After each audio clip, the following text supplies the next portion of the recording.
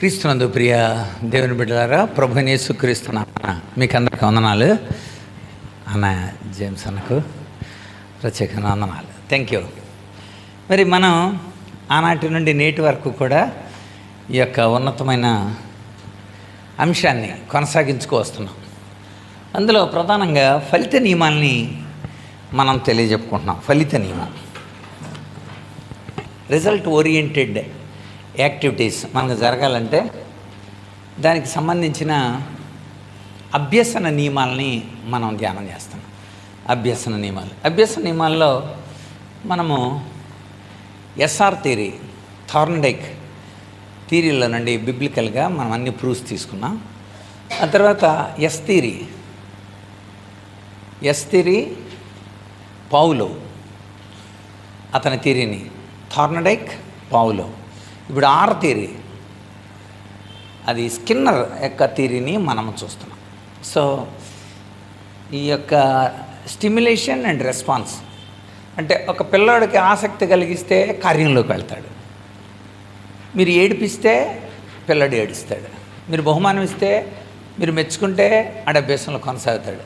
Stimulation బట్టి response ఆధారపడి ఉంటుంది. చేర్స్ ఉన్నాయి మన దగ్గర.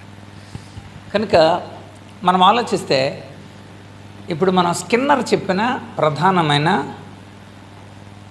విషయాల్ని మనము చెప్పుకుంటున్నాం.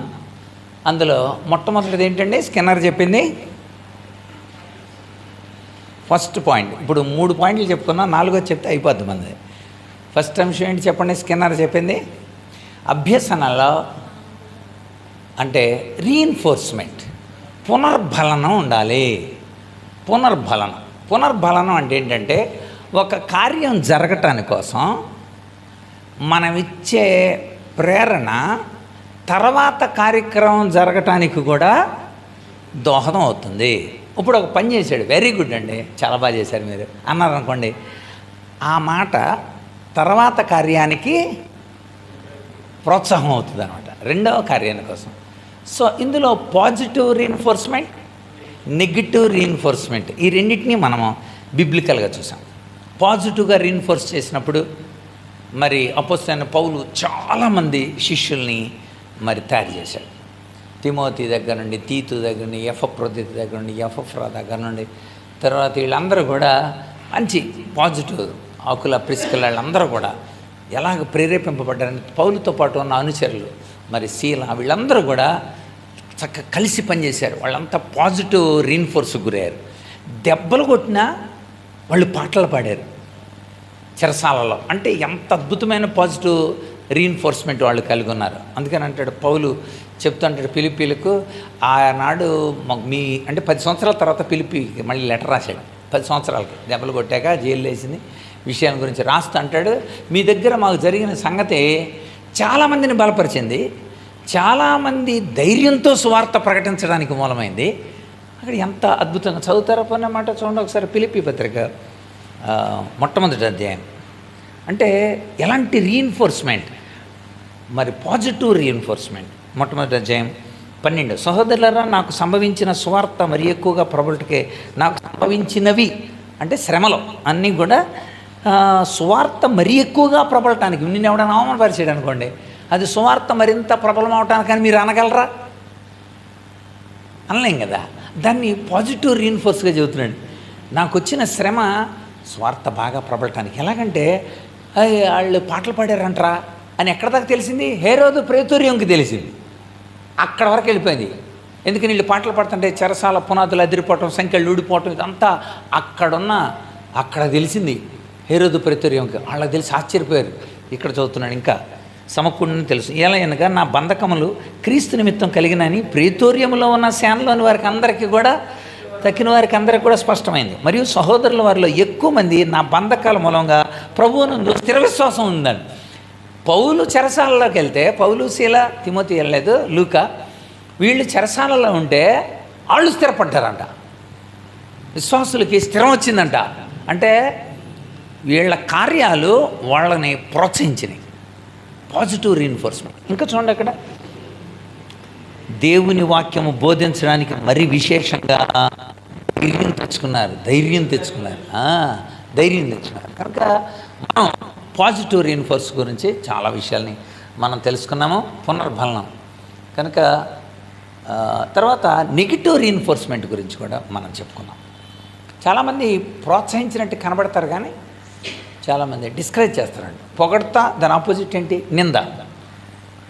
బహుమానం దాని ఆపోజిట్ ఏంటి? చిత్కారం, అవమానం. సో అలాగా ఆపోజిట్ సైడ్లో మనం చేసినప్పుడు ఆ విషయాలు సేవలో ఏంటది, ఆ రావటం ఏంటి, ఆ గొడవ ఏంటి, ఆ చేయటం ఏంటి అలా అనుకున్నాడు. మళ్ళీ ఇక సేవలో ఉండడం. కనుక అలాగా ప్రోత్సహించిన విధానం, అలాగా చాలామంది దిగజారిపోయిన విధానం, ప్రోత్సాహం లేక బలహీనపడిపోయిన విషయాలు, వీటిని గురించి కూడా మనం చెప్పుకున్నాం. తర్వాత మూడోది ఏంటి? పనిష్మెంట్. మూడో విషయం మనం చూస్తుంది ఏంటంటే పనిష్మెంట్. పనిష్మెంట్ అనేది తప్పు జరగకుండా, ఇదంతా కార్యసాధక నిబంధన అని అర్థం. ఇదంతా కూడా స్కిన్నర్దంతా ఒక కార్యం సాధించాలంటే ఆ కార్యంలో ఉండవలసిన విషయాలు పాజిటివ్ రీఇన్ఫోర్స్మెంట్ ఉండాలి, నెగిటివ్ రీఇన్ఫోర్స్మెంట్ ఉండకూడదు. ఒకవేళ చేయకపోతే కొన్నిసార్లు షేపింగ్ ఎలా ఇవ్వాలి, ఒక వ్యక్తిలో రూపుదిద్దటానికి కారణమైన విషయాలు. మూడోది మనం చూసాం పోయిన వారం, అదేంటంటే పనిష్మెంట్ కూడా ఎలా ఇవ్వాలి. పనిష్మెంట్ కూడా చిత్తక బాధేసాడు అనుకోండి, ఆడు స్కూల్కి రాడు, ఉపాధ్యాయుడి మీద మరి వ్యతిరేకత పెంచుకుంటాడు. ఇలాగా పనిష్మెంట్ ఎలా ఇవ్వాలి. దేవుడు కూడా తన బిడ్డలు నాశనం అవ్వకుండా పనిష్మెంట్లు ఇచ్చి ఎలాగ ట్యూన్ చేసుకున్నాడు, ఈ విషయాలన్నీ పోయిన వారం మనం చూసాం. సో అన్నిటికీ కూడా ఉదాహరణలు రాసుకున్నాం మనం. తప్పు చేసినప్పుడు శిక్ష వస్తుంది, కలిగినప్పుడు నష్టం వచ్చినప్పుడు తప్పు చెయ్యకుండా ఉండడానికి కారణం అవుతుంది అది. సో అది పనిష్మెంట్ అంటే. నిజానికి మీరు ఇచ్చే పనిష్మెంట్ తప్పు చేయకుండా తగ్గించగలగాలి.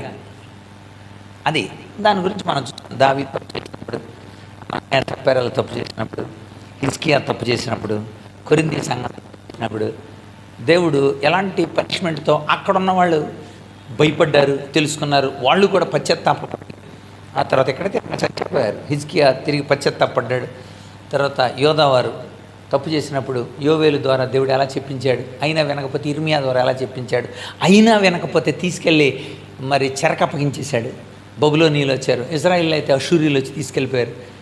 కనుక ఇవన్నీ ఏంటంటే వాళ్ళు ట్యూన్ అవ్వటానికి కోసం, నాశనం అవ్వాలని దేవుడు కోరుకోలే.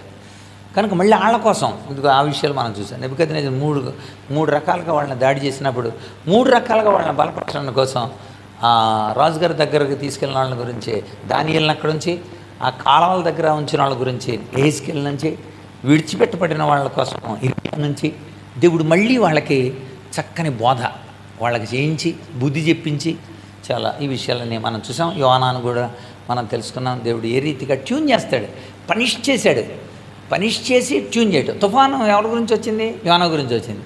చీట్లయితే ఎవరి పేరున వచ్చింది అంటే, చీట్లు అంటే చాలా సుమారు తర్షీషు వాడల్లో 300 మందికి పైగా ప్రయాణం చేస్తారు. తర్షీషు వాడలో అలాంటి 300 మంది ప్రయాణం చేసి 300 మంది చీటీలు ఎత్తే ఆ యోనా చీటీ వచ్చిందంటే ఏంటన్న అర్థం? దేవుడే యోనా చీటీని పైకి నొక్కుతున్నాడని అర్థం. ఇలా అన్న వెంటనే యోనా చీటీ తుఫాను ఉంది. అందులో పడేసినప్పుడు కూడా వెంటనే మళ్ళీ తిమింగలని పోమలాడు, అలాంటోడే నా మాట ఎన్నోడు అని అనలా దేవుడు ఎంత కరుణమయుడు అంటే, ఎంత కనికర సంపన్నుడు అంటే, తన బిడ్డలు తప్పు చేస్తున్నప్పుడు తప్పుల్లో నుండి వాళ్ళని బయటికి తీసుకురావటం కోసం చాలా ప్రయత్నాలు చేస్తాడు.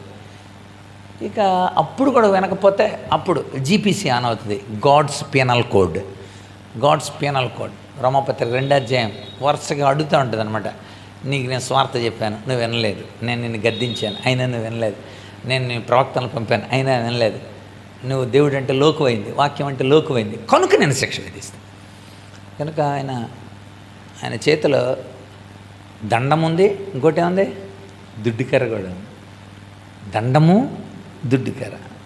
దండము ఆదరిస్తుంది, దుడ్డుకర్ర హెచ్చరిస్తుంది. కనుక ఈ రెండు ఉంటాయి. రైట్, అది కూడా మనం తెలుసుకున్నాం. Okay, right. 3. ఇక 4వది స్కిన్నర్ చెప్పిన 4వ కార్యక్రమయుత, అంటే ఏదైనా కార్యక్రమం జరిగేటప్పుడు వాళ్ళను ప్రోత్సహించడానికి కోసం చేసే 4వది ఏంటంటే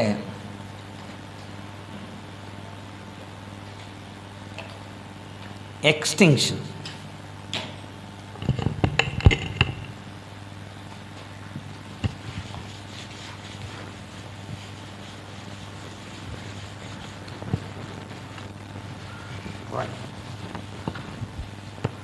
ఎక్స్టెన్షన్ అంటే ఏంటంటే ఆచరణని తగ్గేలాగా చేయటం, వాళ్ళకి అలవాటైన విషయాల్ని తగ్గేలా చేయటం. నిన్న బాగా అలరా చేస్తున్న ఒక పిల్లని ఎలా కంట్రోల్ చేయాలండి అని ఒక కుటుంబం నన్ను అడిగారు. పోయింది సార్, అసలు కంట్రోల్ చేయలేకపోతున్నారు వాళ్ళు. అంటే హైపర్ అనమాట ఆ పిల్ల. అప్పుడు నేను చేసింటే చాలా అది సాటిస్ఫై అవ్వక ఆ పిల్లకి తప్పుడు మార్గాలను ఎంచుకుంటుంది.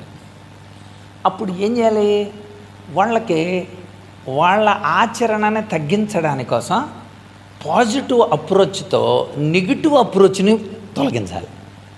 ఇది స్కిన్నర్ అంటే బైబిల్లో నుండి నేను మీకు చూపిస్తాను. స్కిన్నర్ చెప్తున్నాడు, ఒక తప్పు జరుగుతున్నప్పుడు నేనేం చేశానంటే బైబిల్ వర్క్ బుక్ కొన్నాను అనమాట. Bible society Bible work book అని ఆ వర్క్ బుక్ అప్పచెప్పాను. ఇక ఆ పిల్ల అల్లర మానేసింది.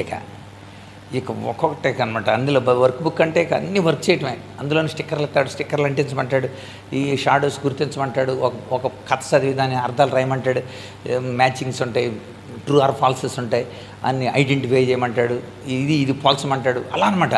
అంటే ఒక వర్క్ ఇచ్చి ఆ పని నీకు అల్లరి చేయాలి అన్న విషయాన్ని తగ్గించడం. సో ఇంకా 4వ విషయాన్ని కూడా మనము చూద్దాం. 4వ అంశం ఏంటంటే ఎక్స్టింక్షన్.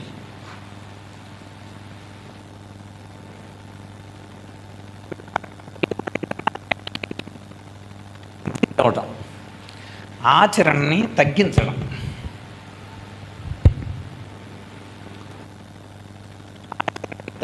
ఏదైతే నువ్వు ఆచరిస్తున్నావో దాన్ని తగ్గించడం.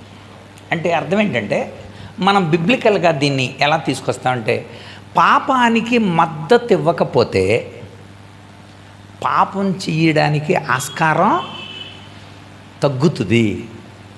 అది బిబ్లికల్గా ఎక్స్టెన్షన్ చేయాలి. మనం అల్లరి చెయ్యకుండా మంచిని పెంచి మనం ఉంచినప్పుడు వాడు పాపం చేయకుండా, దేవుడు పరిశుద్ధాత్ముని మనకి ఎందుకు ఇచ్చాడండి, అసలు పాపం చెయ్యకుండా వర్క్లో ఉంచుతాడు, ఆయన అదుపులో ఉంచుతాడు అనమాట. ఇంద్రియ నిగ్రహము కలిగిన అతను, అంటే పరిశుద్ధాత్ముడు ఆధీనంలో ఉన్నాడు, పాపం చేయడు, అంతే ఎక్స్టెన్షన్. మన ఆచరణని మనము ఆచరించనివ్వకుండా మనకంటే బలమైన, పాపము కంటే బలమైన పరిశుద్ధాత్మను దేవుడిచ్చాడు. అది మనం చేయాల్సింది. అలా చేయడం వల్ల ఆ ఆచరణ ద్వారా పూర్వపు స్థితిని మనం తగ్గించాలి. అది అంచేత అక్కడ మనం తీసుకోవాల్సిన ఏంటంటే పాపానికి మద్దతు ఇవ్వకుండా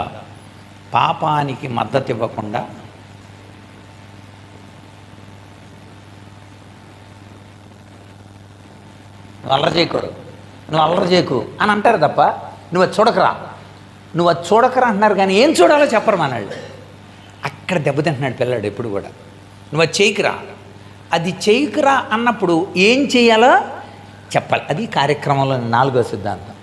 ఏం చెయ్యాలో చెబితే అది దానికన్నా ఎఫెక్టివ్ అయ్యుంటే ఖచ్చితంగా ఇంకా దానిలోకి వెళ్ళవు. ఎందుకంటే దానివల్ల రిజల్ట్ ఎప్పుడు చీవాట్లు, తిట్లు అలాంటివి ఉంటాయి. దీనివల్ల కలిగే రిజల్ట్ బహుమానము, మరి ప్రయోజనము, మెప్పు, ఘనత కలుగుతుంది. పాపం కంటే ఇది చాలా గొప్పది. అది అందరితో అసహించబడ్డాం, కానీ ఇదైతే మెప్పు, మహిమ, ఘనత. అందుచేత పాపము కంటే మేలు గొప్పది, పాపము కంటే మహిమ గొప్పది. అందుచేత మహిమను పెంచితే పాపం తగ్గుద్ది. పరిశుద్ధాత్మని యొక్క అంటే ఆవరించిన స్థితి, పరిశుద్ధాత్మతో నడిపింపబడే స్థితి మనలో పెంచితే అప్పుడు అందుకోసం ఇదేంటంటే పాపానికి మద్దతు ఇవ్వకపోవటం వలన, ఇవ్వకుండా ఉండటం వలన ఏం జరుగుతుంది, అక్కడ ఆచరణ తగ్గుతుంది. ఏ ఆచరణ? పాపానికి సంబంధించిన ఆచరణ తగ్గుతుంది. సో అందుచేత దేవుడు తన బిడ్డల్ని ఈ ఈ ఈ ఈ ఎక్స్టెన్షన్కి గురి చేస్తాడు. అందుకని మీరు బైబిల్ ఎక్కువ చదవండి, ప్రార్థన ఎక్కువ చేసుకోండి, సహవాసంలో ఉండండి, ఒకరినొకరు కలుసుకోండి, ఒకరి కష్ట సుఖాల్లో ఒకరు పాలు పొందండి. ఎప్పుడైతే మీరు అది దూరం అవుతారో వెంటనే మేము ఈడ్చిపోద్ది పాపం. ఎప్పుడైతే ప్రభువుకి అలా దగ్గర ఉంటారో ఆ విషయాల మీద అంతగా ఉండదు, ఒంటరిగా ఉన్నవాడు. అందుకని డెవిల్స్ వర్క్షాప్ అంటారు. ఏది డెవిల్స్ వర్క్షాప్? Empty mind. అంటే నువ్వు ఏ పని చేయకుండా ఖాళీగా ఉండి నువ్వు అలా ఉన్నావు అనుకోండి, వెంటనే సాతానుగాడు నిన్ను బహు చక్కగా వాడుకుంటాడు. అంచేత మనం పని పెట్టుకుంటాం, ఎప్పుడు పనే. ఇది అయిపోయింది అనుకోండి, ఏదో ఒక బుక్ చదువుతాం, అండర్లైన్ చేసుకుంటాం. లేదనుకోండి ఏదో రాసిన అండర్లైన్ చేసినట్లన్నింటిలో ఒక బుక్లో రాసుకుంటాం.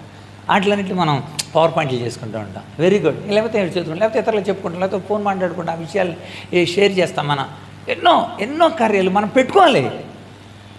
సో దాని ద్వారా కార్యసాధన జరుగుతుంది. అది స్కిన్నర్ చెప్పారు. అయితే పిల్లలకి పాజిటివ్ అప్రోచ్లో, పాజిటివ్ యాటిట్యూడ్ పెంచే విషయాల్ని, మంచిని పెంచే విషయాలు, మంచిని పంచే విషయాలలో మనం ముందుండాలి. బైబిల్లో నుండి పరిశుద్ధాత్ముడిని మేము ఫస్ట్ ఉదాహరణ ఇస్తాను నేను. పరిశుద్ధాత్ముడిని దేవుడు ఎందుకు ఇచ్చాడో, వాక్యాన్ని ఎందుకు ఇచ్చాడో మనం చూద్దాం. పరిశుద్ధాత్ముడి గురించి ముందు మనం చూద్దాం. పరిశుద్ధాత్ముడి గురించి చూడాల్సి వచ్చినప్పుడు మనము గలతీలకు రాసిన పత్రిక ఒకసారి చూడండి. గలతీ పత్రిక 5వ అధ్యాయం. గలతీ పత్రిక 5వ అధ్యాయం 16వ వచనం చూడండి. ఆత్మానుసారంగా నడుచుకోండి, అప్పుడు మీరు శరీరేచ్ఛను. అది ఎలా సాధ్యం అండి? మీరు ఆత్మను అనుసరించి నడవటం మొదలు పెడితే శరీరేచ్ఛని మీరు నెరవేర్చరు. అంటే అర్థం ఏంటి? ఇది తగ్గుతూ ఉంది.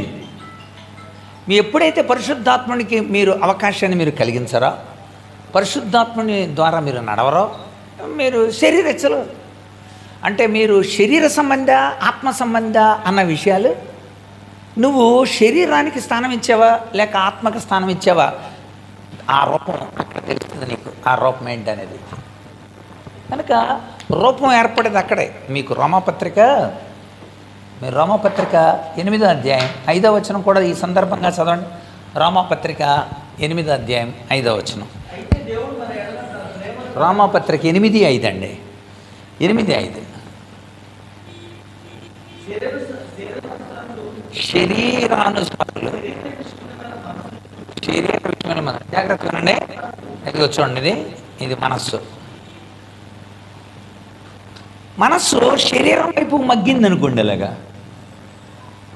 ఇది శరీరానుసారి. మనస్సు ఆత్మ వైపుకు ఉందనుకోండి, ఆత్మానుసారి. మీకు అర్థమవుతున్నది? మీ మనస్సు శరీరం వైపు కనుక పడిపోతే శరీరానుసారమైన మనస్సు అయిపోతుంది. ఇక శరీర కోరికలతో శరీరం ఏది చెబితే అలాగా మనకు నచ్చినట్టుగా వెళ్ళిపోవటం, మనం నచ్చినట్టు ఎవరిని పట్టించుకోకపోవటం, ఇంకా దైవ కార్యాల వైపు ఉండకపోవటం, ఇవన్నీ జరుగుతుంది. శరీరం ఆత్మ వైపుకు మగ్గింది అనుకోండి. ఆత్మ అంటే పరిశుద్ధాత్ముడి వైపుకు మనస్సు. ఈ మనస్సు పరిశుద్ధాత్ముడి వైపుకు మగ్గిందనుకోండి, అప్పుడు ఆత్మ. శరీరానుసారమైన మనస్సు మరణము, ఆత్మానుసారమైన మనస్సు జీవము, సమాధానం. ఇప్పుడు అర్థమైంది కదా? అంటే నీ మనస్సు ఎటువైపు ఉంది అనే దాని మీద నీ యాటిట్యూడ్, నీ వైఖరి ఆధారపడింది. ఏంటి నీ వైఖరి? శరీరానుసారివా, ఆత్మానుసారివా అనేది దేని మీద ఆధారపడి ఉంటుంది? నీ మనసు ఎటు మగ్గుంది. ఒకవేళ కనుక ఆత్మానుసారంగా ఉన్నావు అనుకోండి, అప్పుడు ఈ శరీర కార్యాలు నెరవేర్చాను. అది ఎక్స్టెన్షన్ అంటే ఎగ్జిట్ అవటం. అది నువ్వు అందులో నుండి ఎగ్జిట్ అవుతున్నావు అని ఇక ఆ పనులకి వెళ్ళవు అనమాట. నువ్వు చదువుతాం. ఇప్పుడు 5వ అధ్యాయం 16వ వచనం ఇప్పుడు చదవండి. ఆత్మానుసారంగా మీరు నడిస్తే అంటే అర్థం, ఆత్మానుసారమైన మనస్సు కనుక నువ్వు కలిగి ఉంటే చదవండి, అప్పుడు మీరు శరీరేచ్ఛను నెరవేర్చరు. శరీరము ఆత్మకును, ఈ రెండు ఎప్పుడు ఆపోజిటే. శరీరము ఆత్మకును, ఆత్మ శరీరానికి ఈ మధ్యలో ఇది ఉంటుంది అనమాట, మనస్సు ఉంటుంది అనమాట. ఈ మనస్సు ఎటువైపు అయితే నేను అంటే సిగ్మండ్ ఫ్రాయిడ్ స్ట్రక్చర్ కనుక వేస్తే, Sigmund Freud mind structure, Sigmund Freud మనస్సు నిర్మాణాత్మకమైన సైకో ఎలాంటిక్ థియరీ అంటారు దీన్ని. అంటే మనోవిశ్లేషణ సిద్ధాంతం. సిగ్మండ్ ఫ్రాయిడ్ ఏం చెప్పాడంటే, ఇడ్ అంటే మనిషిలో ఏదో జంతు స్వభావం ఉంది, అది మనిషిని ఈడ్చుకెళ్ళిపోతుంది, దానికి బైబిల్ ఏం పేరు పెట్టింది? పాపం. అర్థమైందా? అంటే అలా రాశాడు. రోమాపత్రికను కూడా చాలా బాగా స్టడీ చేసినాడు. మీరు గమనిస్తే ఇక్కడ ఇడ్, ఇది శరీరం. నెక్స్ట్ ఈగో ఏంటంటే దీన్ని తాళం చేయనమాట. మనలో ఆ పనికిమాలిన లక్షణాలు ఉన్నాయి. ఆ పనికిమాలిన లక్షణాలు బయటికి రావాలంటే మనస్సు యాక్సెప్ట్ చేయాలి. మనస్సు లేకుండా పాపం బయటికి రాదు. అందరిలో పాపం ఉంటుంది. పాపం బయటికి రావాలంటే ఈ ఈగో, మనస్సు ఈ రెండింటినీ కంట్రోల్ చేసేది సూపర్ ఈగో. దీన్ని మనోళ్ళు అంతరాత్మ అన్నారు. దీన్ని మనస్సు అనే స్థానం అన్నారు. దీన్ని ఆత్మ అనే స్థానం అన్నారు. ఇప్పుడు మీరు గమనించాలి, ఈ రెండింటినీ నియంత్రించగలిగిన, నీ శరీరాన్ని నియంత్రించగలిగి నీ మనస్సును నియంత్రించగలిగిన ఆత్మలోనికి పరిశుద్ధాత్ముడు వస్తాడనమాట. పరిశుద్ధాత్ముడు మీ ఆత్మలో ఉండి అన్నాడు. అంటే మన ఆత్మలోకి ఎందుకు వస్తాడంటే, పరిశుద్ధాత్ముడు ఆత్మ ఈ రెండింటినీ కంట్రోల్లో ఉంచుద్ది కనుక పరిశుద్ధాత్ముడిని నీ ఆత్మలోకి ఉంచలేదు అనుకోండి, ఈ ఈగో, ఈ మనసు ఏం చేస్తుందంటే ఇలా ఆక్యుపై అవుతుంది. అప్పుడు వాడు ఈగోయిస్టిక్ అవుతున్నాడు అనమాట. అంతరాత్మ తగ్గిపోతుంది, మనస్సాక్షి చచ్చిపోతుంది. ఇంకా కొంచెం వాడి డబ్బు పెరిగి మనుషులు పెరిగారు అనుకోండి, చూసారా? ఇక ఆత్మ న్యూనతతో ఆత్మక. సో అందుకనే ఒకవేళ కనుక నమ్మున్నాం అనుకోండి, పరిశుద్ధాత్ముడు ఉన్నాడు అనుకోండి ఆత్మలో, ఆత్మను ఆర్పకండి, ఆత్మను దుఃఖపరచకండి అంటాడు ఇక్కడ ఎఫెసీ 4:30లో. ఆత్మను దుఃఖపరచకండి. ఎందుకని? నీ మనసుతో ఇష్టమైన పనులు చేస్తున్నాను. నువ్వు మనసుతో తాళం తీసేస్తుంటే పాపం బయటకు వచ్చేస్తుంది. పాపం బయటకు తాళం తీస్తేనే. దీన్ని చక్కగా ఉదాహరణలతో చెప్పాడు. కాపీ కొట్టాలి అన్న ఆలోచన ప్రతి ఒక్కడికి మనసులో ఉంటుంది. వీడు ఇన్విజిలేటర్ అనమాట మనస్సు. ఎవరు లేరులే, కాపీ కొట్టు, అది ఐడియా ఇచ్చింది. ఇన్విజిలేటర్. ఆత్మ స్క్వాడ్, పట్టుబడతావు, పిచ్చి పిచ్చేసలేకు, వద్దు పెరిగిపోతావు, మళ్ళీ దిక్కుండదు. సో ఇప్పుడు వీడు రెచ్చిపోయాడు అనుకోండి, ఆడు కూడా ఏం చేయాలి? ఏం చేస్తాడు? చేయనన్న కొడతావా, కొట్టు. That is egoist. మనస్సు శరీరం కలిసిపోయినాయి, శారీరకమైన మనసు. ఈసారి ఇలా కాకుండా ఈ ఆత్మకి అప్పగించారనుకోండి, ఆత్మకి మన మనసును అప్పగించేస్తే ఆత్మ ఇలాగ మనస్సును ఆధీనం చేసుకున్నాడు. అప్పుడు తాళం ఎవరి చేతిలో ఉంటుంది? ఆత్మ చేతిలో. అప్పుడు పరిశుద్ధాత్ముడు దీని తాళం తీయడు కదా. శరీరంలో ఉన్న ఇచ్చలకు తాళం తీయడు, అందుచేత తప్పు చేయలేరండి. This is the structure, mind structure ఇది. ఇప్పుడు మీకు అర్థం కావాలి. ఒక వ్యక్తి తప్పు చేస్తున్నాడంటే ఆత్మ ఆధీనంలో మనస్సు లేదు అని అర్థం, శరీరాధీనంలో ఉందని అర్థం. అంటే మరి ఆత్మ ఏం చేస్తున్నాడు? అప్పుడు ఆత్మ దుఃఖపడుతున్నాడు అని అర్థం. ఆత్మను దుఃఖపరచకండి అనే పదం ఎఫెసీ 4:30లో. ఆత్మను ఆర్పకండి మొదటి పత్రిక 5:19లో ఉంటుంది. ఆత్మను ఆర్పకండి. అంచేత మన ఈ పరిశుద్ధాత్మాధీనంలో మన మనస్సు ఉంటే, లేక శరీరము మనస్సు కలుసుకున్నాయా, ఆత్మ మనస్సు కలుసుకొని ఉన్నాయా అనే దాని మీద నువ్వు దైవభక్తుడివా లోకానుసారుడువా తెలిసిపోద్ది అనమాట. అంతే. ఇప్పుడు మీరు దేవుడు పరిశుద్ధాత్ముడు ఎందుకు ఇచ్చాడు మీకు అర్థం కావాలి. ఎందుకు ఇచ్చాడంటే ఇంద్రియ నిగ్రహం కలిగిన, ఇంద్రియాలన్నీ మనసుతో ఉంటాయి. కన్ను, చెవి, ముక్కు, జ్ఞానేంద్రియాలు అంటారు. ఈ జ్ఞానేంద్రియాలన్నీ మనస్సుకు సంబంధించింది. ఇప్పుడు పరిశుద్ధాత్ముడు మనస్సు ఆధీనంలోకి వచ్చినప్పుడు ఇంద్రియాలన్నీ ఎవరి ఆధీనంలోకి వస్తాయి? పరిశుద్ధాత్ముడు ఆధీనం. ఇప్పుడు తిమోతి 2 మాట అది ఓ శక్తియు ప్రేమయు ఇంద్రియ నిగ్రహము కలిగిన ఆత్మనిచ్చినే కానీ పరిశుద్ధాత్ముడు ఎలా కంట్రోల్ చేస్తాడండి అని ఎవడన్నా అడిగాడు అనుకోండి, ఈ స్ట్రక్చర్ అండి సైకో అనలిటిక్ థియరీ. కనుక మనిషి లోపల ఇప్పుడు ఇది శరీరము, ఇది మనస్సు, ఇది ఆత్మ అయితే ఆత్మ అనబడిన ఆ యొక్క పవర్ ఈ రెండింటిని నియంత్రిస్తున్నాను అనుకుంటే పరిశుద్ధాత్మని మన ఆత్మతో ఉంచుతానని డైరెక్ట్ చెప్పేశాడు. ఆత్మ మీలో నివసించను, మీ ఆత్మతో. గలతీ పత్రిక 4వ అధ్యాయం చూడండి 6వ వచనంలో చూడండి. ఆత్మను మన సో దేవుడు మన లోపలికి ఎందుకు పంపాడంటే ఇంద్రియాలను నిగ్రహం చేయడానికి కోసం. ఆయన చేసే కార్యాలు ఇక్కడ చెప్తాడు చూడండి. గలతీ పత్రిక ఇదే 5వ అధ్యాయంలో 18వ వచనం 5:18 అంతే. శరీర కార్యాలు ఉండవు, శరీర కార్యాలు స్పష్టమైనవి అంటాడు. శరీర కార్యాలన్నీ కూడా ఇదిగో ఇందులో ఉన్నాయి. ఇదిగోండి శరీర కార్యాలన్నీ ఇందులో ఉన్నాయి. ఇవి బయటకు రావాలంటే తాళం తీయాలి. తాళం తీయాలంటే ఏంటి? మనుషులు. మొన్న ఒక వీడియో చూశాను. ఒక దొంగడు భార్య భర్తలు వెళ్తున్నారు, అలా ఆపి కత్తి తీశాడు. కత్తి తీసిన వెంటనే భర్త పారిపోతున్నాడు, బ్యాగ్ లాగేసుకున్నాడు. పారిపోతున్న భర్తను చూసి ఆడికి తిప్పేసి ఇదిగో అని ఇలా అనుకొని బండిసుకొని వెళ్ళిపోయాడు. అది నాకు ఏమనిపించిందంటే భర్త అన్నవాడు ముందు అసలు అక్కడ పోరాడతాడు.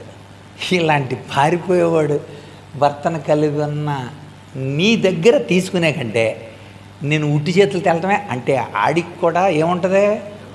మనసు ఉంది అక్కడ. అది నేను దాన్ని అది మనస్సు ఉన్న విషయం. అది అంటే ఒకడు మనస్సు లేకపోతే దొంగతనం చేయలేడు, ఒకడు మనస్సు లేకపోతే పాపం చేయలేడు.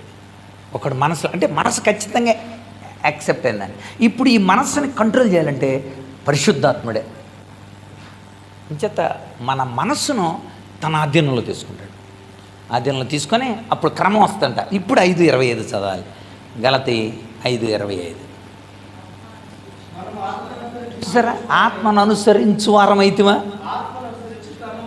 అంతే. క్రమం వచ్చేసింది. ఎందుకు క్రమం వచ్చింది? ఈ రాట్ల ఇప్పుడు ఈ రాట్ల ఇవన్నీ ఆల్రెడీ ఉంటాయండి లోపల. ఇవన్నీ లోపల ఉంటాయని మనకు రుజువు ఏం చెప్పింది?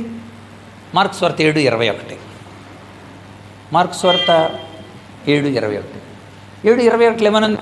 లోపల నుండి అనగా మనుషుని యొక్క హృదయంలో నుండి దురాలోచనలు అనగా జారత్వములు, దొంగతనములు, నరహత్యలు, లోభములు, చెడుతనములు, కృత్రిమము, కామవికారము, మత్సరము, దేవదూషణ, అవివేకము వచ్చును. ఈ చెడ్డవన్నీ లోపల నుండి బయలుపెడాలి. ఎక్కడి నుండి బయలుదేరి? పాపం బయట కాదురా ఉంటే. పాపం ఎక్కడుంది? అన్నది బయటకు వచ్చి కళ్ళ ద్వారా, ముక్కు ద్వారా, చెవి ద్వారా, నోరు ద్వారా, చర్మం ద్వారా ప్రొజెక్ట్ చేసుకుంటుంది అనమాట. ఎప్పుడైతే కళ్ళు అలా కిటికీలు అనమాట, కళ్ళు కిటికీలు ఎప్పుడైతే అక్కడున్న దాన్ని ఈ లోపల ఉన్న పాపం చూసిందో వెంటనే రిఫ్లెక్ట్ అవుతుంది అనమాట. ఏ ఏరియా అయితే ఆ ఏరియా రిఫ్లెక్ట్ అవుతుంది లోపల. ఇప్పుడు అక్కడ ఏదో డ్యాన్స్ చూసాడు అనుకోండి, వెంటనే లోపల ఉన్న పాప సంబంధమైన డ్యాన్స్ ఏ ఏరియా అయితే ఉందో ఆ ఏరియా యాక్టివేట్ అయిపోద్ది అనమాట. సో అలాగ మనిషి పాప సంబంధం దీన్ని కంట్రోల్ చేయడానికి మన వాళ్ళు కొంతమంది ఏం చేశారంటే కళ్ళు మూసేసుకుందాం అనుకున్నారు. కళ్ళు మూసేసుకుంటే ఇది ఎక్కడుంది పాపం? ఇప్పుడు లోపల ఉంది. కళ్ళు మూసేసుకుంటే లోపల ఉంది. ఒక రోజున డ్యాన్స్ చేసిందంట పుట్ల మొలిసిన ఆ ఋషి దగ్గరికి వచ్చి. ఎప్పుడు చదివాను నేను 5వ తరగతి. ఆ డ్యాన్స్ చేస్తే దేవకన్యక పుట్టలో నుండి బయటకు వచ్చి దేవకన్యని పెళ్లి చేసుకొని పిల్లల్ని కన్నాడంట ఆయన. "ఆ, చదివాను నేను, మీరు కూడా చదువుకోలేదు." అర్థం అంటే నీలో ఉన్నప్పుడు ఇంపాసిబుల్, అప్పుడు అసాధ్యం. అందుకని దేవుడు పరిశుద్ధాత్మని ఇవ్వాల్సి వచ్చింది. ఇప్పుడు అడుగుతున్నాను అనమాట, నువ్వు శరీర సంబంధి శారీరక మనసు కలిగి ఉన్నావా అంటే ఇలాగ వచ్చేసింది అనుకోండి, శరీరము మనసు కలిసిపోయినాయి. ఇంకా మనసు ఏం చేస్తుంటుంది? తాళం తెస్తూ ఉంటుంది. తాళం తెస్తుంటే ఇడ్లో ఉన్న ఈ పాపపు సంబంధాన్ని పాపం అనకుండా తనన్న ఏంటంటే లిబిడో అనే పవర్ ఉంటుంది అన్నాడు. లిబిడో వాంఛ సంబంధించిన, కోరిక సంబంధించిన, జంతు స్వభావానికి, వావి వరసలు లేని స్వభావం, అంత దుష్ట స్వభావం లిబిడో అంటారు. అందుకని ఎవడన్నా యాక్టివేషన్లో లేకుండా ప్యాసివ్ అయిపోతావు, లిబిడప్ అనే క్యాప్సిల్స్ ఇస్తారు. ఏంటంటే అలా ఉండిపోయాడని. సో మీరు ఆలోచించి, ఈ లిబిడో ఇది శారీరక సంబంధమైన, లైంగిక సంబంధించిన, లేకపోతే దురాక్రమణ దుష్ట సంబంధించిన ఒక నేచర్. ఇది సహజంగానే వస్తుందని చెప్తున్నాడు. సహజంగానే మనది సైకాలజీ చెప్పేసింది, ఇది మనిషిలో సహజంగానే ఉంటుంది ఈ లక్షణం అని. సో మీరు ఆలోచించండి, ఇప్పుడు ఆలోచించాలి, పరిశుద్ధాత్ముడిని దేవుడు ఎంత బాగా ఇది నిరోధించడానికి కోసం పరిశుద్ధాత్మని పెట్టాడు. మరి దేవుని నమ్మని వాళ్ళు, బాప్తిసాలు తీసుకున్న వాళ్ళు, బాప్తిసం తీసుకోలేదు మీరు. అక్కడేమన్నాడు? అపోస్తలుల కార్యాలు 2:38 అపోస్తలుల 2:38 నమ్మిన వారు బాప్తిసం పొందేది, అప్పుడు పరిశుద్ధాత్మ అను వరం వరకు అనుగ్రహించు. పరిశుద్ధాత్ముడు లోపలికి వచ్చాడు అనుకోండి, ఇక అన్నీ మొదలు ఫస్ట్ కంట్రోలింగ్. ఏం చేస్తుంటాడు పరిశుద్ధాత్ముడు? చూద్దాం ఒకసారి. అంటే ఈ నిరోధించడానికి, మిమ్మల్ని తగ్గించడానికి ఆయన చేసే పనులు అనమాట. ఏం చేస్తుంటాడు? యోహాను సువార్త 16 8 కారణాంశాలు చూడాలి మనం. 16:8 అక్కడేమనుంది? ఆయన వచ్చి, అంటే పరిశుద్ధాత్ముడు వచ్చి నీకు పాపాన్ని గురించి చెప్తాడు, నీతిని గురించి చెప్తాడు, తీర్పుని గురించి చెప్తాడు. ఎందుకు చెప్తాడు అనుకున్నారు? పాపం నడవకూడదు ఈ మార్గం. 2 నీతి, నడవాల్సిన మార్గం. తీర్పు అంటే రిజల్ట్ అని అక్కడ అర్థం. రిజల్ట్ క్రిమా అని ఉంటుందండి అక్కడ. క్రిమా గ్రీక్ వర్డ్. క్రిమా అంటే అర్థం రిజల్ట్ అని అర్థం. అంటే నడవకూడని మార్గం చెబుతాడు, నడవలసిన మార్గం చెప్తాడు, రిజల్ట్ కూడా చెబుతాడు. అంటే నువ్వు ఇలా నడుస్తున్నావు కనుక ఈ రిజల్ట్ వస్తుంది, ఇలా నడుస్తున్నావు ఈ రిజల్ట్ వస్తుంది. ఇంకా ఆడేం చేస్తాడు అప్పుడు? పరిశుద్ధాత్ముడి లోపల మనం పెట్టి, పరిశుద్ధాత్ముడి ద్వారా మన మనస్సుని పరిశుద్ధాత్ముడికి పెట్టేసి అంకితం చేసి ఆత్మ ద్వారా మనం నడిపింపబడుతుంటే అప్పుడు ఈ ఎక్స్టెన్షన్ జరుగుతుంది. నీ ఆచరణ తగ్గిపోతూ ఉంటుంది అనమాట, నీ పాప స్వభావం. అందుకనే క్రీస్తు స్వరూపము మీ యందు ఏర్పడు అంతవరకు అంటే అర్థం, మనలో ఆ ఎక్స్టెన్షన్ తగ్గుతూ మనము దేవస్వభావంలో క్రీస్తు వచ్చినప్పుడు నిర్దోషులుగాను నిరపరాధులుగాను మనం ఉండాలి అని దేవుడు పరిశుద్ధాత్మ మనకి ఇచ్చాడు. కనుక పరిశుద్ధాత్ముడు వలన ఈ కంట్రోలింగ్ అంతా మనకి జరుగుతుంటుంది. పరిశుద్ధాత్ముడు ఇంకేం చేస్తాడంటే తప్పు ఒప్పులు డిస్క్రిమినేషన్ కూడా ఇస్తాడు. హెబ్రీ పత్రిక 5:14 వయస్సు వచ్చిన వారు అభ్యాసం మేలు కీడులను వివేచించడానికి, మేలేంటి కీడేంటి అభ్యాసం చేస్తే కనుక ఈ అభ్యాసం అనేది పరిశుద్ధాత్ముడు చేస్తాడు. ఆత్మ ద్వారా మనం అభ్యాసం చేస్తున్నప్పుడు ఏమవుద్దో తెలుసండి? ఆయన స్వరూపం ఏర్పడిపోద్ది. ఈ ఇహలోక సంబంధమైన ఈ స్వరూపంలో నుండి దేవస్వభావం మనకు వచ్చేద్దంట. ఆయన వలే ఉంటామంట. కొరింథీ 2వ పత్రిక 3:18 చదవండి సరిపోద్ది. 16 నుండి ఉంటుంది. ప్రభు ఆత్మ ఎక్కడ ఉండునో అక్కడ స్వతంత్రం ఉండును. తర్వాత ప్రభు వచ్చినప్పుడు ముసుగులేని ముఖం కలిగిన వారు అద్దం వలె ప్రతిఫలింపజేయచ్చు, మహిమ నుండి అధిక మహిమను పొందుతూ ఆత్మ ద్వారా ఆయన పోలికగా మార్చబడుతున్నాం. ఎవరి ద్వారా? ఆత్మ ద్వారా ఆయన పోలికగా మార్చబడుతున్నాం. ఆయన పోలిక మార్చబడుతున్నాం అంటే అర్థం ఏంటంటే పాప స్వభావం మనకే అంతే. ఆ పాప స్వభావం పోవాలంటే పరిశుద్ధాత్మ దేవస్వభావం రావటం కోసం నవీన స్వభావాన్ని మనం ధరించుకోబోతున్నాం. కనుక ఎంత అద్భుతమైన ఇది మనలో జరగాలి. ఇలా ఈ రూపేణ మనలో ఉండాలి. ఇలా మనము దగ్గర అవ్వాలి.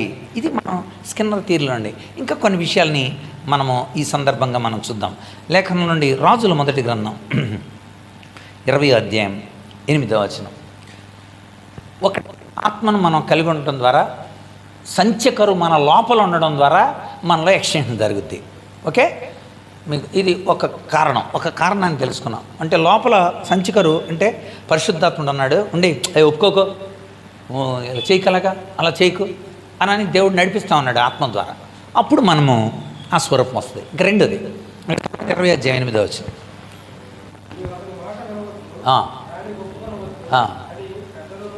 ఇది ఏంటనుకుంటున్నారు? ఈ యొక్క ఇజ్రాయేలీల రాజు యెజెబెలు భర్త, అది పేరేం పేరు?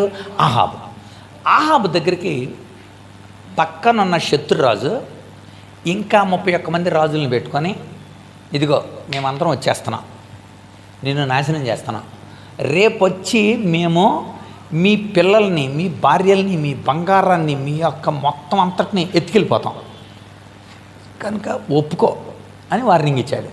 వార్నింగ్ ఇస్తే చూడండి అక్కడ జరిగిన మాట. ఆడు ఏం మాట్లాడకుండా మౌనంగా ఉన్నాడు ముందు. తర్వాత అది పెద్దలకి చెప్పారు.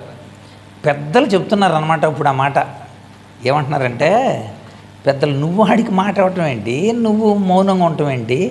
చదువుతున్నాను పైన 5 నుండి. నీవు నీ వెండిని, నీ బంగారం, నీ భార్యలు, నీ పిల్లలు నాకు అప్పగించాలి.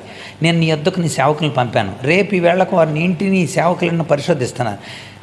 నీ కంటికి ఏ దింపుగా ఉంటుందో దాన్ని వాళ్ళు చేత పట్టుకొని వెళ్ళిపోతారు. ఇజ్రాయెల్ రాజు దేశ పెద్దలందరినీ పిలిపించినప్పుడు వాళ్ళు చెప్పిన మాట జాగ్రత్త ఏనండి. ఇది కండిషన్లా. దేవుడు కొన్నిసార్లు మనం భయపడి శత్రువులకి, శాతానికి అప్పగింపబడినప్పుడు మనకు కొన్ని విషయాల్లో ధైర్యం చెప్తాడు. ధైర్యం ఉందనుకోండి అప్పుడు మేము లోబడరాడు. ధైర్యం లేదనుకోండి లోబడిపోతాం, భయపడిపోతాం అనుకోండి. చాలాసార్లు మందిరానికంటే ఇంకా చాలా వాటికి మనం ప్రాధాన్యత ఇస్తాం. భయపడిపోయినప్పుడు ఒకవేళ అలా జరుగుద్దేమో, ఇలా జరుగుతుందేమో అనని. ఇక్కడ వాడు కానీ అలా అడిగాడు అనుకో, నువ్వు చెప్పాల్సిన ఏంటో తెలుసా? అతని మాట వినవద్దు. ఇదో ప్రిన్సిపల్. రెండవది ఒప్పుకోవద్దు. మూడవది 9వ వచనంలో కింద భాగంలో, నీవు ఇప్పుడు సెలవిచ్చిందని నేను చెయ్యలేను అని చెప్పు, అంతే. చూసారా? ఇక్కడ మనం చూస్తే శత్రువుకు మద్దతు ఇవ్వకపోవటం వలన, శత్రువుకి మద్దతు ఇవ్వలా వెళ్ళారు.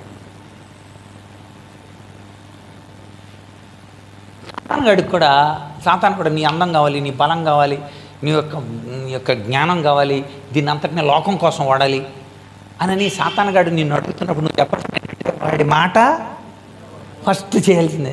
నువ్వు నాకు నన్ను చేస్తుంటే నేను దేవుడి మాట ఏంటంటే వాడి మాట మీరు వినవద్దు. రెండవది, నువ్వు వచ్చి డీజే కొట్టరా, ఎవడున్నారు అసలు పలసనని ఉంటాడండి, చక్కగా ఫ్రెండ్స్ అందరూ డీజేలు ఆడతారు వాళ్ళే. సో మాట వినవద్దు. రెండవది ఒప్పుకోవద్దు. మా పాప చెప్పింది అక్కడ జరుగుతుందంట. నేను ఒక సీనియర్ అక్క ఉంది, మేమిద్దరేమన్నా డాడీ అందరూ డీజే దగ్గరికి వెళ్ళిపోయారు డాడీ, రంగులు బట్టలు వేసుకుని డ్యాన్సులు వేస్తున్నారు డాడీ అని ఎలా చూపెడతా ఉంది. ఎస్, మనం అలా పాలు పొందాం. ఎందుకంటే ఇన్స్ట్రక్షన్ ఉంది. ఆ సాతాను గడికి మనం మద్దతు ఇవ్వకపోవటం వలన మనలో ఈ ఎక్స్టెన్షన్, దానికి అవకాశం ఇవ్వకుండా ఆచరణ తగ్గించేస్తాం. మనం మద్దతు ఇవ్వకూడదు. అందుకు నీలో ప్రిన్సిపల్స్ ఏముండాలి?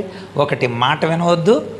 రెండవది ఒప్పుకోవద్దు. మూడవది, నేను చేయలేను నా పని, అంతే. నేను చేయలేను నా పని, నేను ఎందుకు అప్పగిస్తాను? నా బిడ్డల్ని, నా బంగారాన్ని, నా బిడ్డని నేను ఎందుకు అప్పగిస్తా? అప్పుడు దేవుడు యవనస్తులను లేపి రాజుగారితో కలిసి తుక్కు అంతమంది వచ్చినా కూడా అద్భుతంగా విజయం ఉంటుంది అక్కడ. సో అక్కడ పెద్దలతో చెప్పించాడు దేవుడు. పెద్దలతో, రాజుకి నువ్వు బుద్ధి లేనాడు, అసలు ఎలా ఉన్నావా, యెజెబెల్ని పెళ్లి చేసుకున్న కానండి ఇలా తయారైపోయావు నువ్వు, ఇదిగో ఈ చెప్పు ఈ మాటలు. సో మనం కూడా శత్రువుకి మద్దతు పలకూడదు. అలా పలికారా మీరు దాసులైపోతారు. పలకలేదనుకోండి, వాడి ఆచరణకు మనం మద్దతు ఇవ్వలేదు కనుక వాడు నిన్ను బాధ పెట్టే అవకాశాలు తర్వాత మరొక రెఫరెన్స్ చూడండి, 18వ అధ్యాయం, న్యాయాధిపతుల గ్రంథం 18వ అధ్యాయం, న్యాయాధిపతుల గ్రంథం 18వ అధ్యాయం 28వ వచనం.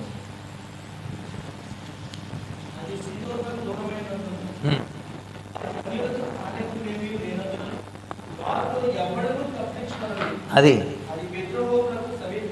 జాగ్రత్తగానండి. సాంగత్యం లేదు.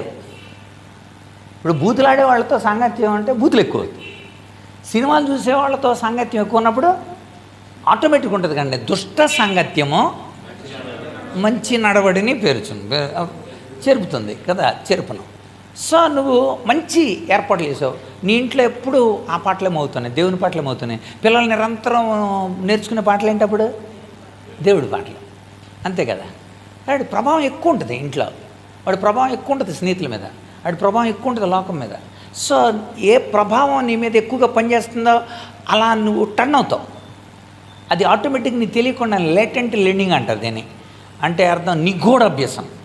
మన మనస్సు మనకు తెలియకుండానే నేర్చుకుంటుంది, తెలియకుండా నేర్చుకుంటుంది. ఎక్కువసార్లు ఏంటంటే ఆ పాట వచ్చేద్ది అంతే, ఆటోమేటిక్గా వచ్చేది మనకే. సీరియల్ అనమాట. ఆ పక్కింటి వాళ్ళది కూడా వినపడతా ఉందనుకోండి, ప్రతిరోజు మనకు వచ్చేద్ది. అంటే మన మనస్సు అలా నేర్చుకుంటుంది అనమాట, ఆటోమేటిక్గా నేర్చుకుంటుంది.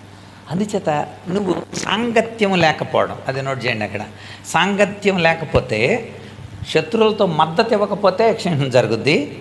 సాంగత్యం లేనప్పుడు కూడా. న్యాయాధిపతుల గ్రంథం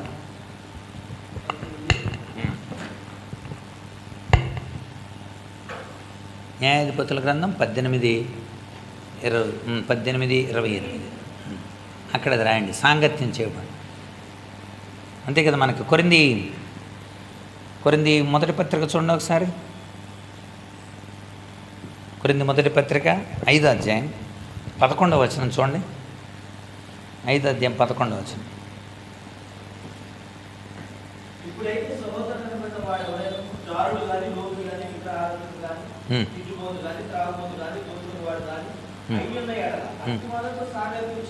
ఇవన్నీ అలవాటు ప్రకారం చేస్తాయి.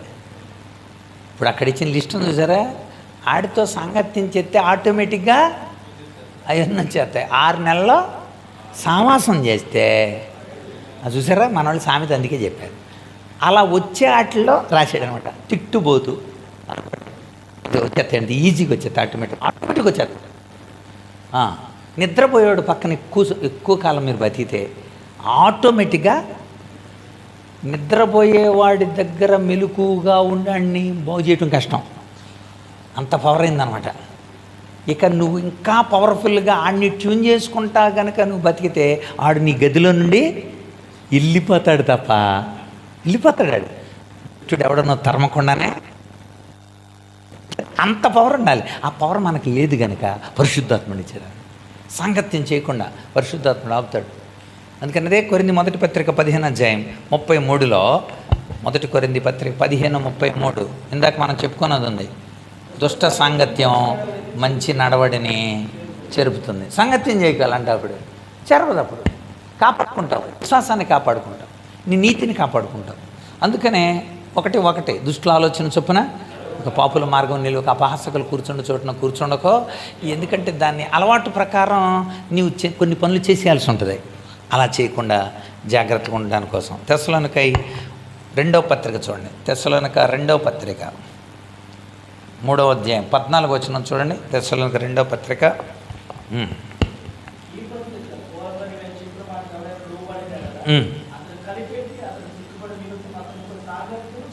అదే ఆడు సిగ్గేయాలి అడికి. అరే ఇంతకాలం మనతో ఉన్నాడు రా, ఆడు ఎందుకు మనతో రాట్లా అంటే మనం చేసే పనులు ఆడు ఇష్టం లేదు. ఒక చోటకే నన్ను ఈ నైట్ స్కూల్స్ చెప్పే వాళ్ళకే ట్రైనింగ్ ఇవ్వటానికి పిలిచారు. అన్ని మండలాలు, సుమారు 10 మండలాలు పైగా వెళ్ళాను నేను వరుసగా. మొట్టమొదటి విడతలో అక్కడ ఉండి ప్రాంతంలో కూడా వెళ్ళాను. ఉండి ప్రాంతానికి వెళ్ళిన తర్వాత వాళ్ళు చెప్పేశాను. తెచ్చేసిన తర్వాత అక్కడ ఉన్న ఒక ఆయన చక్కగా మమ్మల్ని చూసుకుంటున్నాడు అనమాట. ఆ నైట్ స్కూల్స్లో ఉన్నాడు ఒక ఆయన లీడరు. చూసుకుంటూ అకస్మాత్తుగా నేనేమన్నానంటే, అయ్యా 2 రోజులు ట్రైనింగ్ ఇది, సాయంత్రం ట్రైనింగ్ అయిపోయిన తర్వాత అందరం కలిసి ఎంజాయ్ చేద్దాంలే అన్నాను. సాయంత్రం అయిపోయిన తర్వాత అలాగే సార్ అన్నాడు. ఎక్కడికో వెళ్ళిపోయాడు ఆయన. ఇక్కడ కార్యక్రమం అయిపోయింది, నేను ఎండిఓ గారి ఆఫీస్లో ఉన్నాను. తర్వాత వచ్చారు, నన్ను రిసీవ్ చేసుకున్నాడు. ఒకరాడు సార్ని తీసుకెళ్ళరా అన్నాడు. తీసుకెళ్ళాడు. అతడు ఒక ఎవరూ లేని ఒక గదిలోకి తీసుకెళ్ళాడు నన్ను.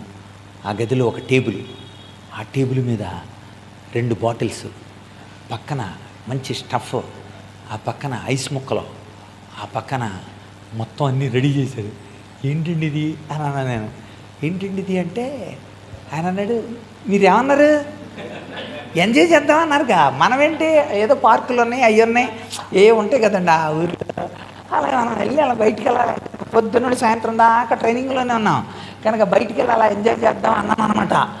అదనమాట సార్. అప్పుడు నేను అన్నాను, ఇలాగే అన్నా యథార్థంగా, నేను దేవుని బిడ్డనండి, నేను ఇలాంటి కార్యాలు చేయనన్నా. నిజంగా అండి సిగ్గుపడిపోయాడు. నేను అక్కడ అన్న పదం ఏంటంటే, నేను దేవుని నమ్ముకున్నాను, దేవుని బిడ్డనండి, ఇలాంటి ఇప్పటి వరకు నేను చేయలేదు. ఇక్కడ అంటాడు, వాళ్ళకి సిగ్గు కలిగేలాగా నువ్వు అలా పవిత్రంగా ఉండు, సిగ్గు కలిగేలాగా నీ నీతి వాళ్ళకి సిగ్గు కలిగేలా చేస్తుంది. వాళ్ళు ఏం దూషించనవసరంలా, నువ్వెవరో చెప్పు అంతే, నువ్వు ఎలాంటాడో చెప్పు, నిన్ను రక్షించిన దేవుడు ఎలాంటాడో చెప్పు. అది నేను చేయలేనండి అలాంటివి, నాకు అసలు అలవాట్లేవు.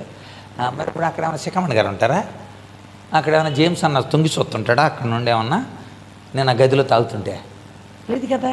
సో మనస్సాక్షి అంతరాత్మ కనుక మన జీవితాలలో అవకాశాలు ఇవ్వకపోవటం వలన, అందుకనే అపవాదికి చోటు ఇవ్వకండి. అది అసలు బాధ. అపవాదికి చోటు ఇచ్చేసారంటే అది చోటు ఇవ్వకపోవటం వలన మీరు పాపాన్ని. ఇంకా 2 మాటలు అందులో నోట్ చేసుకోండి. అపోస్తల కార్యాలు 2వ అధ్యాయం 40వ వచనం మనం చదివితే, అపోస్తల కార్యాలు 2వ అధ్యాయం 40వ వచనంలో ఇలా వ్రాయబడింది, మీరు దుష్టులైన ఈ జనాంగానికి వేరై అనే పదం కనపడుతుంది మనకి అక్కడ. మూర్ఖులైన చదవండి అక్కడ, కార్యాలు 2:40, మూర్ఖులైన ఈ వారికి వేరై. కనుక మీ సహవాసం, మీరు ఆత్మ ద్వారా నడిపింపు, వాక్యం కూడా ఎంత ప్రభావమైందో మనకు తెలుసు కదండి. వాక్యం 119 9 నుండి 11 వచనాలు ఏమనుంది అక్కడ, 9 నుండి 11 వచనాలు కీర్తనలు మన కంఠస్థవాక్యం అండి అది.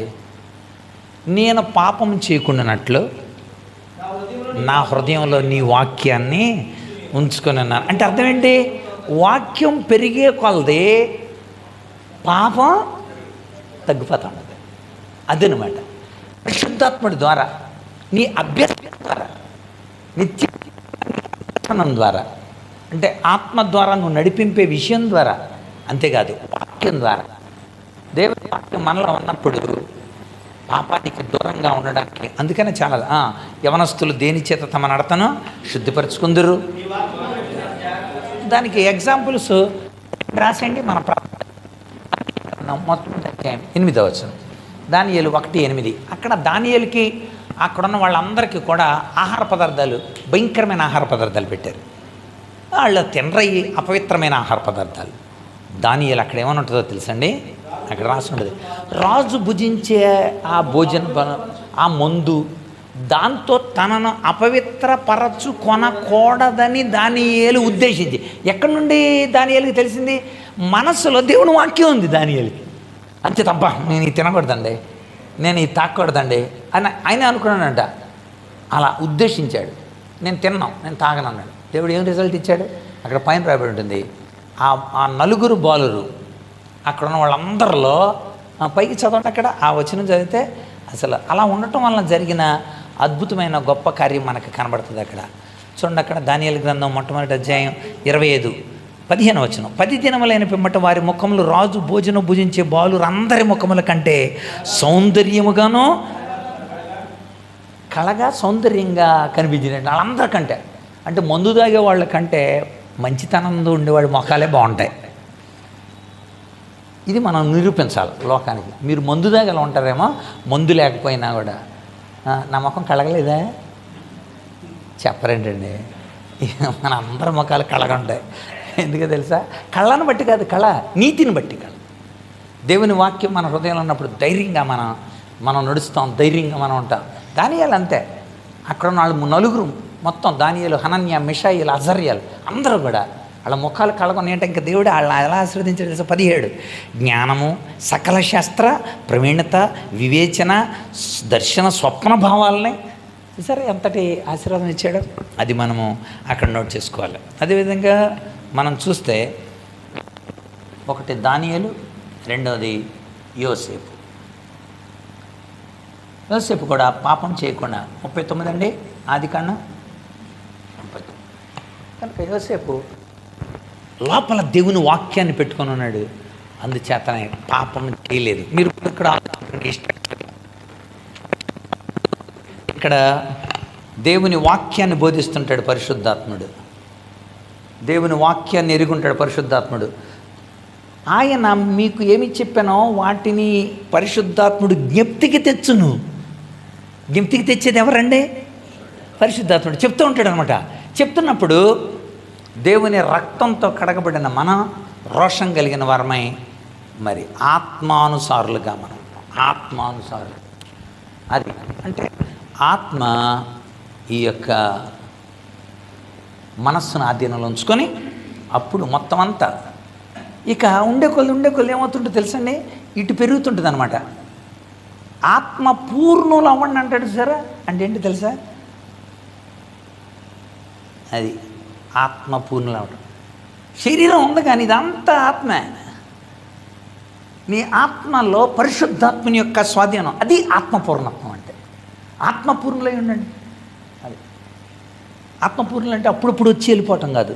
పరిశుద్ధాత్ముడు ఆత్మకి మీరు స్థానం. ఇక శరీరం ఊరకలా ఉందంతే. శరీరం అలా చచ్చిపోయేంత వరకు అలా ఉంటుందంతే. ఎక్కడ శరీరం పైకి పొడసొప్పదు. అది పాము ఎప్పుడు అలా లోపల ఉంటుందంటే శరీరం ఉన్నంత వరకు. దాన్ని బయటికి రానియకుండా ఇంద్రియ నిగ్రహం ఇవ్వగలిగింది ఎవరో? మన పరిశుద్ధుడు. అద్భుతమైన స్ట్రక్చర్. అందుకే స్కిన్నర్ ఈ యొక్క ఎక్స్టెన్షన్ ఇది మనం స్పిరిచువల్గా మనం అప్లై చేస్తాం. వచ్చే వారం మనం స్కిన్నర్ చెప్పిన మరికొన్ని, అంటే ఇప్పుడు మీరు ఫస్ట్ క్లాస్ నుండి సెకండ్ క్లాస్ పెట్టాలి, సెకండ్ క్లాస్ నుండి థర్డ్ క్లాస్కి వెళ్తుంటారు. అలాగే గేమ్లు ఆడేటప్పుడు ఒక గేమ్లో నుండి నెక్స్ట్ గేమ్లోకి వెళ్తుంటారు. ఈ గేమింగు, ఈ ఫార్మెట్లు అన్నీ స్కిన్నరే తయారు చేశాడు. మనం కూడా ఉన్నతంగా ఒక తరగతి నుండి ఇంకో తరగతికి అలా ఎదగటం ఎందుకు? కార్యక్రమయుత అభ్యసనల ఆ యొక్క ప్రతిదానికి ఇప్పుడు అక్కడ అలాగే ఉంటుంది మనకి. ఒకదాని తర్వాత ఒకటి, నెక్స్ట్ స్టెప్ సామర్థ్యాల పరంగా మనం ఫ్రేమింగ్. అది తప్పిపోయాడు అనుకోండి, మళ్ళీ ఆ పరీక్ష పెడతాం మనం. 2వ తరగతిలో తీసుకెళ్ళవాడిని, ఫెయిల్డ్ కనుక మళ్ళీ. అందుకని మీరు గేమ్ ఆడేటప్పుడు కూడా ఏం చేస్తాడు? 79 దగ్గర ఫెయిల్ అయ్యారు అనుకోండి, మీరు మళ్ళీ ఏం ఆట ఆడాలి? 79 ఆడాలి. అది గెలిచాక 80లోకి వెళ్తారు. అలాగ కార్యక్రమం యొక్క అవన్నీ తయారు చేసింది స్కిన్నరే. సో ఎలా తయారు చేశాడు? బిబ్లికల్గా మనం ఎలా అప్లై చేసుకుంటాం వచ్చి చూద్దాం. కనుక దేవుని యొక్క ఆత్మ ద్వారా మనం నడిపింపబడుతున్నప్పుడు అపవాదికి చోటు ఇవ్వకుండా మన దేవుని ఆధీనంలో మనం నడుస్తాం. క్రీస్తు స్వరూపం మనం ఏర్పడుతుంది. అట్టి కృప పరిశుద్ధాత్మ మనకందరికి అనుగ్రహించి నడిపించునుగాక. ఆమేన్. సోదరులు శాంసన్ అన్న ప్రార్థన చేస్తారు. చిల్డ్రన్ క్యాంప్ గురించి కూడా ప్రార్థన చేయండి. 25, 26, 27 తారీఖుల్లో ఇక్కడ చిల్డ్రన్ క్యాంప్ జరుగుతుంది. పిల్లలు చక్కగా 3 రోజులు కూడా ఇదిగోండి పైకి రండి.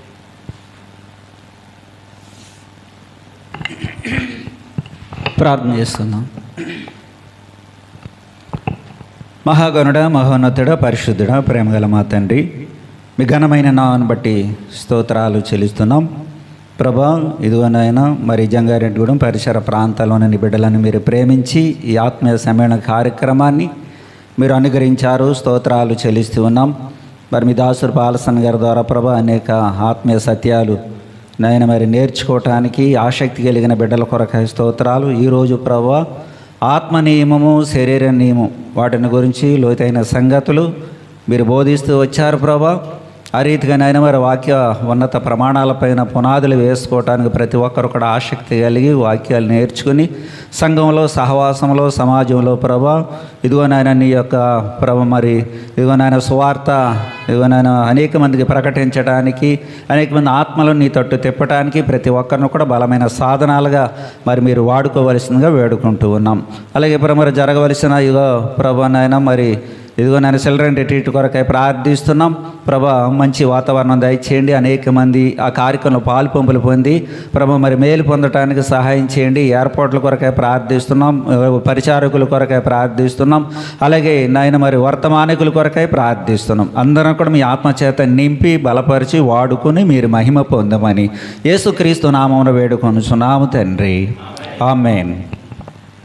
మన తండ్రి అయిన దేవుని ప్రేమ, కుమారుడైన యేసుక్రీస్తు కృప, పరిశుద్ధాత్మ్యందుల అన్యోన్య సహవాసం చేరిన మనకును మరి బలహీనమైన పరిస్థితుల్లో ఉన్న విశ్రాంతి తీసుకుంటున్న అమృతరావు గారికి, మరి వచ్చిన బిడ్డలందరికీ, లోకములో ఆయన కోసం జీవిస్తూ ఆయన ద్వారా నడిపింపబడుతూ ఉన్న ఆయన జనాంగానికి అంతటికి మనకును, రేపు జరగబోయే చిల్డ్రన్ క్యాంపుకు వస్తున్న బిడ్డలకును, చిన్న బిడ్డలకును సదాకాలము తోడేండి నడిపించునుగాక. ఆమేన్. అందరికి వందనాలు. థ్యాంక్ యూ వెరీ మచ్ అండి.